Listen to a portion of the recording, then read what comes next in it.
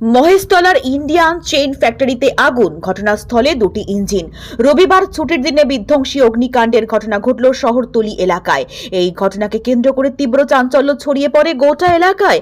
স্থানীয় সূত্রে জানা যায়, এদিনও দুপুরে মহেশতলার মোমেন্টপুর ইন্ডিয়ান চেইন প্রাইভেট লিমিটেড কোম্পানিতে আগুন লাগে। কোম্পানির কর্মচারীরা আগুন দেখতে পেয়ে আগুন নেভানোর চেষ্টা করার পাশাপাশি সঙ্গে সঙ্গে দমকলে খবর দেন।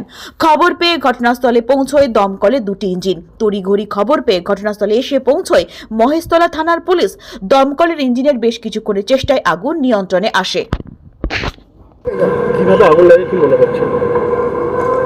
আগুনটা লেগেছিল 12টা 15 নাগাদ। 12টা 15 নাগাদ আমরা খবর পাই যে এখানে একটা ফায়ার হয়েছে। তো আমরা আসি, এসে সাথে সাথে আমরা ফায়ার ফাইটিং শুরু করি। আমরা কিছুটা ফোম ইউজ করেছি, ফোম ইউজ করে ফায়ারটাকে আন্ডার কন্ট্রোল করেছি। আগুন লেগেছিল ওটা একটা অয়েল কন্টেনার, যেটা 6x6 লম্বা চওড়া এবং 6 ডেপথ। ওর মধ্যে বিটুমিন আর তারপিন অয়েলের মেশানো ছিল, ওর মধ্যেই ফায়ারটা হয়েছে। না, ওটা দিয়েই ওরা রংটা করে, ওই দুটো সংমিশ্রণ দিয়েই ওরা রংটা করে। কটা ইঞ্জিন এসেছিল? ইঞ্জিন একটা ইঞ্জিনেই কাজটা হয়ে গেছে, কিন্তু আরেকটা ইঞ্জিন আমি ডেকে নিয়েছিলাম সারাউন্ডিং রিক্সের জন্য। টোটাল দুটো ইঞ্জিন। এখন কি পরিস্থিতি? এখন টোটালি ফায়ার আউট হয়ে গেছে, আর কোনো কিছু নেই।